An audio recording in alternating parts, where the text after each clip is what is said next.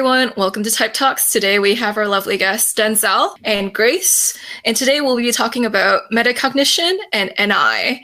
NI is the dominant function of INTJs and INFJs, and the auxiliary function of ENFJs and ENTJs. Some YouTubers who have NI in the second or dominant position are Teal Swan, Matthew Hussey, to just give you a feel of people who use introverted intuition. And so we're going to talk a little bit about metacognition. So Denzel, would you like to get us started? Yeah, sure. So I made a video back in 2017. I called it Metacognition. And pretty much what happened was I was in class and I had an ESFJ teacher who was teaching us the concept of metacognition. I had never heard that actual term before, but when she presented it, she defined it as, so meta means beyond, and then cognition means your way of thinking. So metacognition, all being one word, was beyond thinking, which in a way, like, and if you go look at the YouTube video, I drew like a stick-figured man, and then he was thinking X, Y, Z, and then there was a thought bubble coming out of his thought bubble thinking of why was he thinking X, Y, Z. And that's kind of like an image explaining what metacognition is, because it's pretty much retracing your thought process and like going beyond your thinking, like having a meta perspective. Like, all right, right now I'm thinking about ice cream. Wait, why am I thinking about ice cream? Oh, because I was thinking of, I heard this song, which reminded me of the ice cream truck, which then reminded me of this. And so you start like retracing that thought pattern so often. And that is actually like NI, introverted intuition, has many different facets to it. But I think that that's one of the biggest facets of NI. And the thing that was like interesting, especially in that class, was when she presented that concept, then she asked the class, like, how many of you guys relate to this? And there was only 3 NJs in that class. Coincidentally, it was me and 2 other ENFJ. They didn't know that they were ENFJ, but I knew that they were. I typed them in that sense. And we were the only ones who raised our hands and had things to talk about. And that kind of surprised me too, because, I don't expect like no one to like, even like from watching this video, I expect maybe like some people of different types of like, oh, well, I kind of like relate to metacognition and everything. I think that we potentially all do that to an extent. But the thing that sets it apart with NJs is that this is a like subconscious thing. So that's very important. Like it's subconscious. We don't just sit back and be like, actively retrace our thought process. This is something that we've always just pretty much done. We've always been detached enough from our thought process to where we're watching our mind form patterns. And so, and it's even interesting, like, again, like people with lower stacked NI, like Jamila, my ISFP wife, so she has it in the tertiary position, not nearly as strong as, an ENFJ, ENTJ, INFJ, INTJ, but there's even like small examples where it's like she was hanging out with an ISTJ and then ENFP. I'm wondering if he's maybe INFP, but yeah, I know that he's NFP.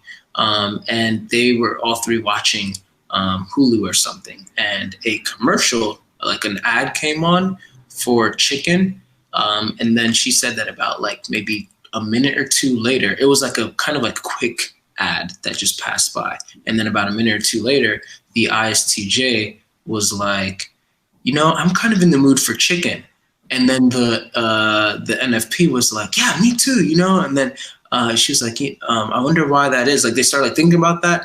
And then Jamila pointed out, it's like, oh, because there was just an ad of like, chicken like about a minute or 2 ago. And they didn't even recall the ad. And the ISTJ is like, no, I'm just in the mood for chicken. I'm just hungry. And of course, you can't really like prove like, no, this is why you are not just hungry, but you specifically want chicken. But it was something that was planted in their mind. And so just to like further throw this like more out there, ever since like I realized this in myself, and I'm not, 100% sure, like if this is like all ENFJ and stuff like that. But I'm like I've always been heavily into the mindset of like seeing everything as seeds including like planting seeds and stuff like that. And I have an INFJ best friend named David, Individual. Some people may know him from my channel and everything, Instagram. He's kind of like Instagram famous now.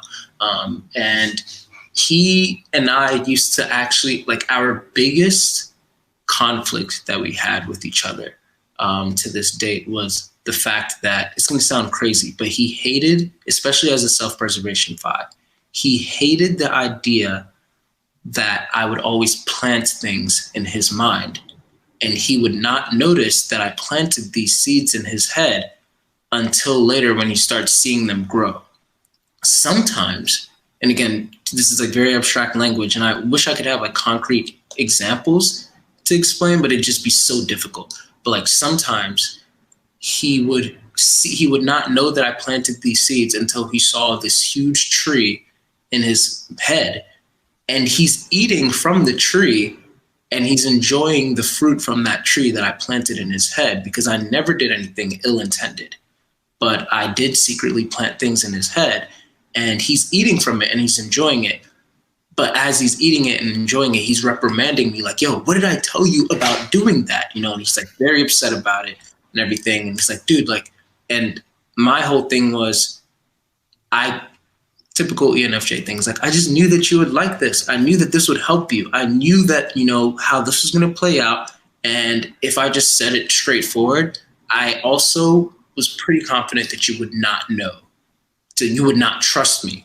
And so honestly, the best way that I could get you to trust me was, ironically, to get you to just do things kind of like me, you know, controlling it in a way, and then seeing that everything's worked out. And once you've seen it happen enough times, later on you realize that I was the man behind, you know, the scene and everything.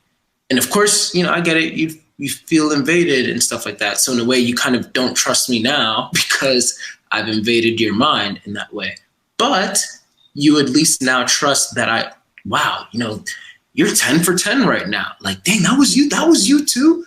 What the heck? Like, you're really good at this. So now, which is our relationship now, I don't plant things in his head anymore. I just directly tell him like, hey, this is what I think. This is what I think, blah, blah, blah, blah, blah. This is how I feel like it's going to play out, yada, yada, yada. You should do this socially, you know, whatever, whatever. And he trusts me, as well as Jamila and many other people in my life, because they now have seen me do this enough times. In fact, my other INFJ friend named Justini, she said that we were on a live stream one time, and she said that she's noticed me doing this as well a few times. And she said like, yeah, I'd see you like doing that. And I just love it personally, because when I see what sprouts from that, then it's just like, man, this man is like amazing. It's like, wow, you know, that's cool. And usually what I've noticed is that only NI DOMs, sometimes NI auxiliaries, will notice me doing that. This was all developed from that metacognition idea, where it's like, because I've retraced the thought process in my mind several times, then if you have thought B, I've been through A, B, C, D, E, F, G, H, I, J, K, L, M, N, P, you know, all of that so frequently that I can jump to P and plant Q or whatever. I could even just suggest this, and then you'd be like, whoa, how did you know that's where I was going? And before it was like really subconscious, it was like, I don't know how I knew that. But now, because I understand metacognition, it's like, oh, I knew that because I've been through this thought process enough times with enough things. FE non, so I've had a lot of people that I've dealt with to be able to go back into my mind and of this really large pool. And so, yeah, it's mind inception, which is also my way of like influencing people. I never really try to force people. I just try to like drop things and like, hey, just consider that, and you know, and yeah.